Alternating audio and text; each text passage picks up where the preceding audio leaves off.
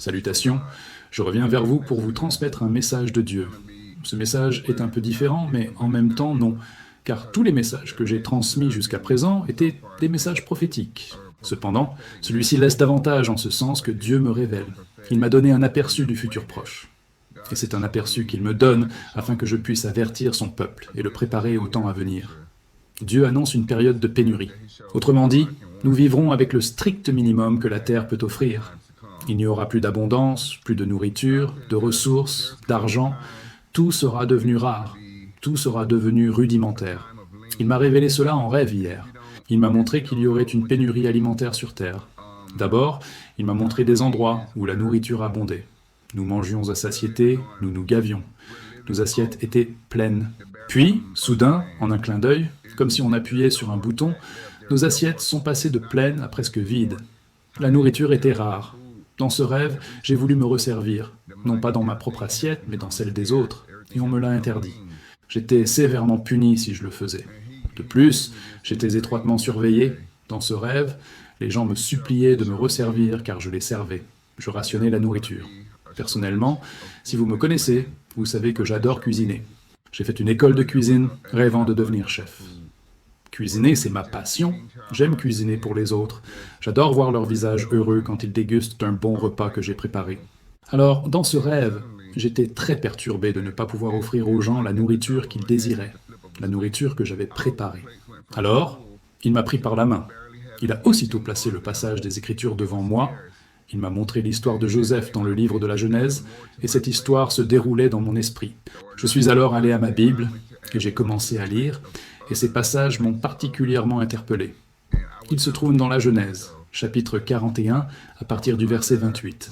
Pour remettre les choses dans leur contexte, Pharaon fit un rêve qu'aucun de ses magiciens ne put interpréter. Aucun ne put lui en révéler la signification. Dans ce rêve, il vit 7 vaches sortir du fleuve. Elles étaient grasses, charnues, robustes et corpulentes. Puis, il vit sortir du fleuve 7 autres vaches, maigres et chétives. Elles semblaient presque mortes et dévorèrent les vaches grasses, mais après les avoir dévorées, elles ne prirent pas de poids. Leur apparence demeura inchangée. Elles restèrent les mêmes. Ce rêve laissa Pharaon perplexe, et aucun de ses magiciens ne put l'interpréter.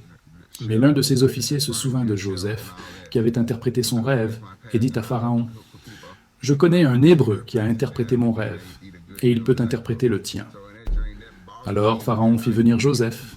Les Écritures, Genèse 41, 28, 32.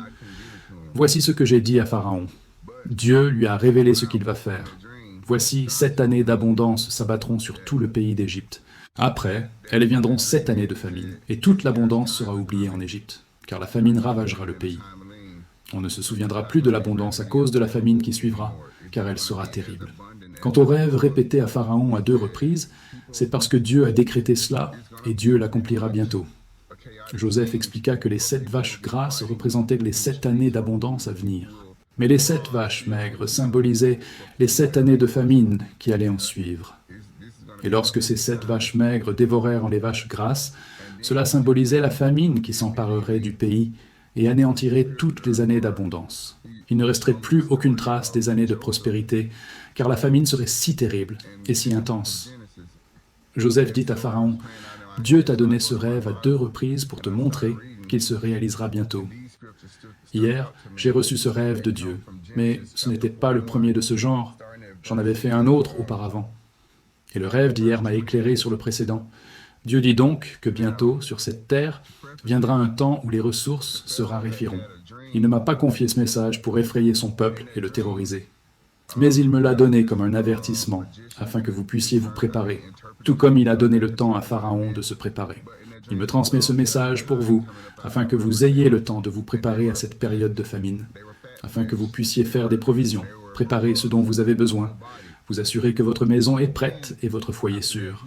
Dieu m'a aussi montré qu'il sera difficile de sortir et d'acheter de la nourriture et les produits de première nécessité, car les rayons des supermarchés seront vides, ou alors approvisionnés, mais pas régulièrement.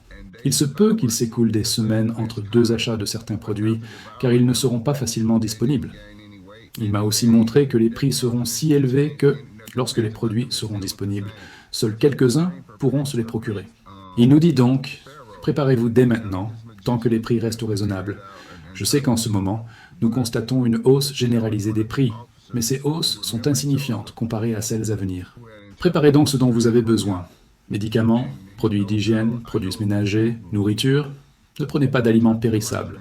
En cas de coupure de courant, comme c'est le cas actuellement avec les pannes de courant et les défaillances du système, cela peut se produire à tout moment. Faites des provisions de produits secs comme des haricots. Achetez des conserves, des choses que vous pouvez stocker dans le garde-manger et sur les étagères et qui se conservent des années. Ce ne sera peut-être pas ce que vous avez l'habitude de manger, ce ne sera peut-être pas ce que vous avez envie de manger, ce ne sera peut-être pas ce qu'il y a de mieux, mais nous parlons d'une période où le choix sera limité. Alors, autant avoir quelque chose à disposition plutôt que rien du tout. Pour ceux d'entre vous qui ont un potager, vous avez déjà une longueur d'avance sur les autres, puisque vous faites vos provisions. Mais il faut veiller à bien entretenir son jardin et à cultiver des produits de saison, car les saisons changent. Et au fil des saisons, certaines choses ne sont pas viables. Certains fruits, légumes et autres produits ne sont pas adaptés à certaines saisons. Alors, renseignez-vous sur vos cultures. Apprenez ce qui pousse bien en été, ce qui pousse bien en automne, et assurez-vous d'avoir tout le nécessaire à disposition. N'oubliez pas d'étudier ce qui pousse bien en hiver. Certaines plantes peuvent pousser par temps froid, d'autres non. La plupart des plantes se développent bien et prospèrent par temps chaud, mais rares sont celles qui peuvent pousser par temps froid. De plus, vous pouvez construire des serres. Une serre serait très utile. Elle capterait le peu de lumière solaire que nous recevons pendant les mois les plus froids et l'amplifierait, vous permettant ainsi de cultiver des légumes comme si c'était l'été et le printemps. Et vous vous demandez, pourquoi est-ce que je vous encourage à cultiver et à conserver vos propres récoltes? J'ai moi aussi été guidé par les Écritures. Dieu m'a donné le passage d'Ézéchiel, chapitre 47, verset 12. « Et le long du fleuve, sur les deux rives, croîtront toutes sortes d'arbres fruitiers, dont le feuillage ne se flétrira point et dont les fruits ne manqueront jamais. Chaque mois, ils porteront de nouveaux fruits, car les eaux du sanctuaire les irrigueront. Leurs fruits serviront de nourriture et leurs feuilles de remède. » Dieu m'a donné ce passage des Écritures. Et quand il me l'a donné, je lui ai demandé ce qu'il voulait dire. Il m'a répondu que ces Écritures étaient pour ceux qui croient en lui, qui croient en Christ. Et il a dit que pour ceux qui croient en Christ, Christ est ce fleuve, et Christ est l'eau. Il a dit, quelle que soit la situation, il peut arriver que vous ayez l'impression de ne rien pouvoir cultiver, que votre terre semble stérile. Mais tant que vous croyez en moi et que vous me suivez, le Christ sera l'eau qui irrigue vos récoltes. Plantez donc vos jardins. Il dit, car vous vivrez de cela. Ceci vous nourrira, les fruits vous nourriront, et les feuilles vous serviront de remède. Et c'est encore une chose qu'il m'a donnée. Les médicaments vont devenir difficiles à trouver. Ils vont également être en rupture de stock. Si vous regardez autour de vous, beaucoup de gens font déjà des réserves de médicaments. Les gens savent donc que quelque chose va se produire, car de nombreux médicaments vont devenir rares. Mais Dieu a dit qu'il nous avait donné des remèdes naturels, les aliments que nous consommons.